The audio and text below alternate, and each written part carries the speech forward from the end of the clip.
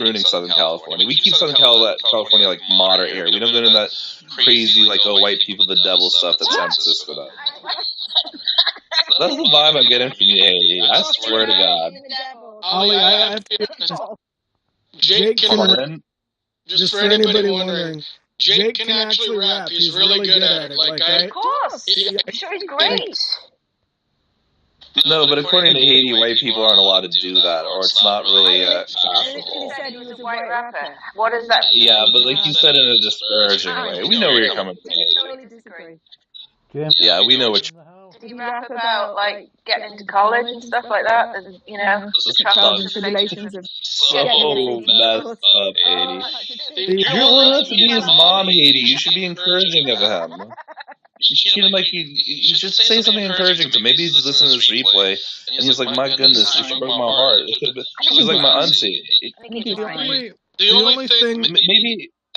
Go ahead.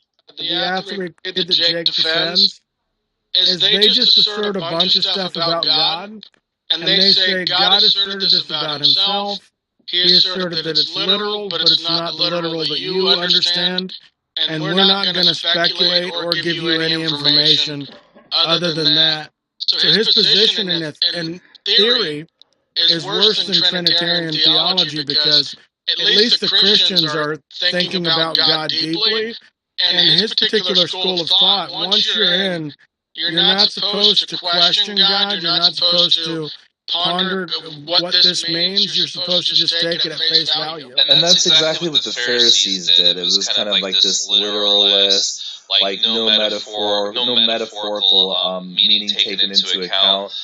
When you look at what Jake's, his sect, I don't want to use the term sect, but it doesn't actually involve some... No, not Sunnis. The vast majority of Sunnis have the methodology of what the Shias do, which is based off of rationalism over literalism. So when it comes to using rationalism, you would have these things like, okay, God has hands, or God literally has a physical space, and spatiality to him, so on and so forth. And those are just like small things. I don't want to get into like rehash the debate. But one thing, and I don't particularly... I don't want to say I disagree with James and what he said, but what I will say is I agree with him in that he had a worse position than the Trinitarians for a different reason. And for my reason, it's because the Trinitarians represent, I would say, most of orthodoxy throughout history, ever since like Nicaea and Chalcedon, which is like, 1600 so years. But with him, it's like they've never been a majority, the Uthari Creed, like this literalist, Pharisee, usage of the text, but these guys basically have been as always like a minority. It's only in the last 30, 40 years that you started to see the English-speaking world see a lot of more people with using this kind of brand because of the oil money the Gulf Arab states are actually putting into it. And why do they do this? Because it kind of promotes this kind of chop your head off kind of brand, like, our religion's better than yours, and, we have to, like, kind of shove it down your throats. And to be fair, not all of the people that are in this that do that, but unfortunately, because they want to maintain their clout, they just kind of put up with their brethren, I guess you could say, that do these kind of bad examples of proselytizing religion. Pharisee-esque. The sad truth, though, that Jake and even the thought adventure guys don't want to admit is that Islam has a rich history of debate and differing opinions, just like Christianity. They maintain this false sense that if you don't better that you're not a Muslim. Go. And that's not... I'll wait when the plumber comes because you've got to talk to him. Oh shit! This is here. I just had the doorbell. I got it. Sorry, James, were you saying something? I didn't catch what the last thing you had said. Hi, are you still there? Yeah, I'm still in the background, yeah. Yeah, what was that last point you were making? I missed it until like Haiti jumped in and I think she had to go. I was just saying that the issue is that they try to make it seem like Islam has no division in thought, but the truth is that Islam has a rich cultural history of division, different views, different perspectives, very much so like Christianity. That doesn't mean that Islam is weak, but that's just the proper representation. Exactly. And it's a universal religion. I mean, I would say the only two religions I could still claim that to this day is Christianity and Islam. So, yeah, you're going to have a lot of differences in methodology and interpretations. What I will say is the Quran actually kind of beautifully it prophesizes this, like, to happen in advance. It says, one of the verses that I'm paraphrasing, it says, hold on to the rope of Allah and do not become divided, saying that, basically people are going to divide, have differing, ways, so on and so forth. But then it goes on to say further on that remember when you were enemies amongst each other, and God brought you all back. And I'm paraphrasing really hard now, saying that brought you back to the point that you're all united, that you didn't, self-destruct pretty much. And when you look at that and you take that into what the religion is supposed to be about, and it's talking about, and Muhammad, peace be upon him, he warns about what's going to happen later on, and a person comes up to him and says, you mean you would be like the Jews and the Christians? And he says, what else? Who else? Then we kind of see this Pharisee-esque Islam with what the Shirazis and the Shias believe, and what the Wahhabis and what they believe is Sunnis. And they're very fringe in each sect. But of course, this interpretation is over literalism. That's there. And I guess you could say the Christian side, because I just mentioned Pharisees, it's obviously the Jewish aspect. The Christian aspect, I would say, is more related to, live and let live, do whatever you want. It's like you're not accountable what you do in this life. And meanwhile, we don't believe that Jesus Christ died for our sins, peace be upon him. We still believe that, like, God's mercy is ever eternal, and you're saved by God's mercy. And people, of course, they want to do that in vain and do whatever the heck they want. Therefore be a degenerate, and still kind of have that same methodology as those Christians do, that say, oh, well, Jesus Christ died for my sin, and I just do whatever I want, basically. So, that same... See if there's anything else that might be interesting.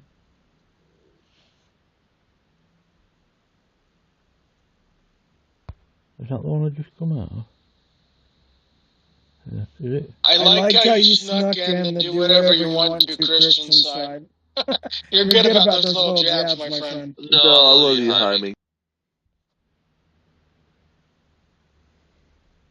If you choose to sin, you are not so self-righteous. You skank. Mouthy women, no thank you.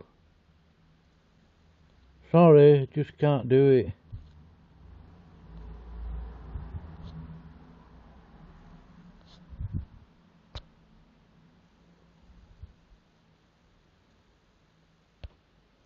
Is that because he critiques the Trinity on such a high intellectual level, but yet the form of Islam that he believes is true and what he adopted is so anti-intellectual. I just see that as like a fundamental problem for going forward. I think that Christians are watching this Khalil debate, they're seeing the inconsistency, and then I think that it's basically you've defanged the big bad wolf. Like, Jake should have never actually talked about his version of Islam.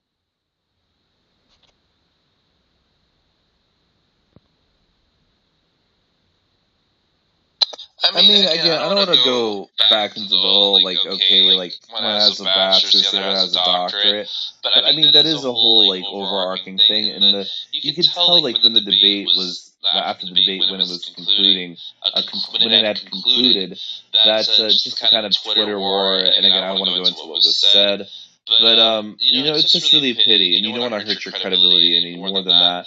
And I'm trying to, talk to people when these kind of instances happen. It's like, hey, you don't want any drama after this, try to resolve it, or even have a second or third debate.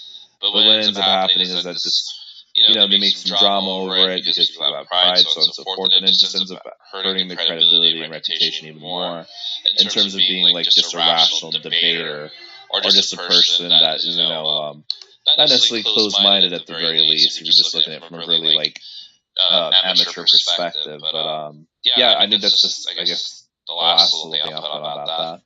Yeah, but only you don't hold to the same views that Jake does about about the throne and Allah being above the throne. Oh, no, quite the opposite. Like, yeah, I mean, I'm not a Neoplatonist.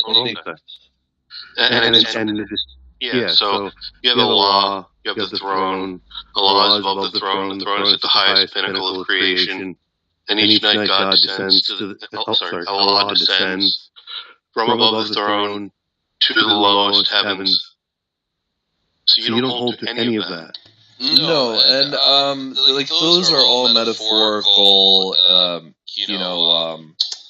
references. No, just to kind of just go back to what Jake's, and again, I don't know if I'm speaking for Jake, but Jake himself, I feel that at heart he's very much a rationalist, and I think just when you kind of clubhouse, you kind of get around a certain group of people that believe a certain way, and I've seen this especially with younger people, like people that just came in as regular Orthodox Sunnis or Shias, and they get kind of tied into not like outright Wahhabis on the Sunni side, or Shazis on the Shia side, which are the extremists, of course. But they'll get into like what the methodology of certain verses relating to theology, not necessarily like, okay, chop your head off, or spread religion by the sword, or that you go curse everybody, blah blah blah. Like not necessarily those things, but things that they believe in terms of like cardinal faith. So for example, like, okay, does God have hands? Can prophets sin? Things like that. And when you start getting into those kinds of things that they believe in, you end up kind of tainting the rest of the orthodoxy, because they still consider them within orthodoxy. And as well as the people within orthodoxy themselves, they look at them in a gray area and still generally let them be considered as part of orthodoxy. So, like you'd see the Overton window shifting for both Sunni and Shia Islam over the years, and it's actually really more recent. It's like what's more acceptable. Like 10, 15 years ago, you'd never see a Shia go out and publicly curse Aisha or those kinds of people, maybe in Iran, but certainly you wouldn't have people saying that and doing it in a forum or a public setting, or even where people come talk on the internet, or really just in a non-majority Shia country. Now it's like people are saying to go out and do it, but should go out and get Shias killed. But it's of course done to cause fitna, as they say in Arabic, which is basically disruption in the community. And then just finally on the Sunni side, you have that same aspect with 10, 15 years ago, nobody that spoke English would actually have believed, really should I say, nobody that didn't really even speak Arabic, to be quite frank, because the Wahhabis, they were just really endemic to the Gulf Arab states. Now, like after 15, 20 years, in the present time, they're really proliferated much of the world. And while the Sunni and Shias both have this problem, the Sunnis it's a lot bigger because they're about 3 times larger than the Shias. And therefore they have more of these guys. And of course, while they're still bad, the Shias do not actually advocate for killing and spreading religion by the sword, but rather the Sunnis, while they do that, the orthodoxy of Sunnis and Shias both claim that you guys are crazy and representative of prophecies of the end times, with even Islam deviating, and will be in its most deviated form when the second coming happens. Are you Salafi? No, I'm Shia. I was raised Orthodox. Yeah, I'm 12. Okay, I didn't know that. Yeah, 95% of the Shias are 12er. Cool, okay. So you knew in some way, I'm sure you share a majority of, not all, but a majority of the same beliefs that Dr. Andani. No, he's he actually, as a matter of fact, it's a very good point. So Shias claim 12 infallible imams. And what an imam is basically like a leader of a community. They're not a prophet, they don't receive direct revelation from God, but they're within a prophet's covenant to execute what's the prophet of that time and order. So to give you maybe context for y'all to understand, because we talk mostly Christians on here, and Christianity, you guys would have Peter, James, and John, and the other 9 disciples.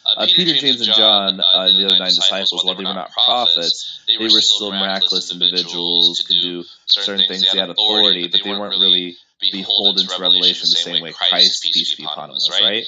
And then there's other individuals like Mary, Asaph, and and then of course in the Islamic period, I'll get back into them, but just kind of go explain the Christian side so you can kind of understand where I'm coming from. Even though Jesus was that last prophet at that time, his other disciples, particularly Peter, James, and John, they had authority vested into them. And what they had done with that authority is just fulfill further spreading of religion. Now, what we claim as Shias is that these infallible imams, that they themselves are beholden to that covenant, and they're supposed to fulfill the religion in itself. The Sunnis, what they say is that, we don't share this concept because of 12 imams, and that basically after Muhammad dies, that you have a political election to decide who gets to be leader. So, despite us having this big difference in that we have entirely different corpuses on our secondary references, such as Hadith and Tafsir and so on and so forth, we still, Orthodox Sunni and Orthodox Shia, which represents really like 90-95% of Islam, really, we share this face of the methodology and ways of that. The Sunnis and the Shias, particularly Wahhabis and Shia, so all these things about metaphorical verses to God, like Khalil and Dani would say, we would share that, even though he's Ismaili. And going into why I talked about imams and this and that is that the Ismailis only believe 6 imams the Shias do, and the Sunnis, while they don't recognize any of the imams to be infallible, they still accept the first 7 of the 12 Shia imams as being authorities in jurisprudence. So in a lot of the ways, Sunnis are close to us than Ismailis are. And again, Orthodox Sunnis have the same views as me and Khalil would have on most of the points he did in the debate. Well, granted, Neoplatonism is very much a thing of dispute in Sunnis and Shias Islam. There's no consensus on any of these, creationist kind of concepts because the Quran is very limited on that. And when you depend on Hadith for it, at that point you're just getting conjecture. But just to kind of just food for thought that Khalil, even though he's Ismaili, we disagree heavily where he comes from. As Pulvers, really, we still claim that, despite that, he still did his diligence representing Orthodoxy Islam. You reject Islamic philosophy as it's described? When it's done in the lens of Greek philosophy, yes, but when it's done from the lens of Islamic philosophy, no. So when Khalil speaks about Islamic philosophy, you don't think that he's actually referring to Islamic philosophy? You think that he's referring to... You don't think that's actually truly Islamic philosophy? Again, I don't want to act like I know so much of Khalil's work, because I really don't. It's really just a couple of debates I saw. Sorry, just the debate I saw with Jake, and a couple other videos on his channel. But and I'm not an expert on Neoplatonism, but what I will say is, I think he may have touched into Neoplatonism a little bit during the debate. I have to watch it again to be sure. But anything that's aside from Neoplatonism really isn't dependent or related or influenced by Greek philosophy, in my opinion. I think others would maybe agree or disagree. But in relation to what Khalil was debating in the actual debate itself, I don't think that there was anything that he said that was contradictory to orthodoxy, particularly, at least to the point that the way how Jake's arguments were being read, which would be a lot more outrageous, I guess is the right word to be putting it. Because again, this whole concept that God's literally spatial and this and that, like we're basically going back to a Jewish Christian understanding of God being the guy in the sky, which is not at all what the Quran infers whatsoever. Because the Quran really says that there's nothing like God. You cannot conceive of Him. There's nothing like unto Him. So you don't hold to and I'll say oneness. Okay, so I need to tell the whole. I need to tell the whole teachers about this. Go ahead. Dude, you do hold to that there's one, I'll say, oneness God, followed by a first creation, and then a second creation, and then a second creation. No, that's Neoplatonism. Divine intellect. So you don't hold any of that. So I believe what you described as Neoplatonism. So what I believe is what the Quran says, and that God said be and it is, and everything was made. For me, as a human being, as a creation of God, to go into secondary sources such as the Hadith and piece by what the Quran actually, in order to further detail how creationism, how it happened to me, is like a very I don't want to say blasphemous, but I don't think it's very, like, I don't think there's any way you could truly do it. I believe that the way God described creation has been saying being it is in the Quran, and made it very simple like that.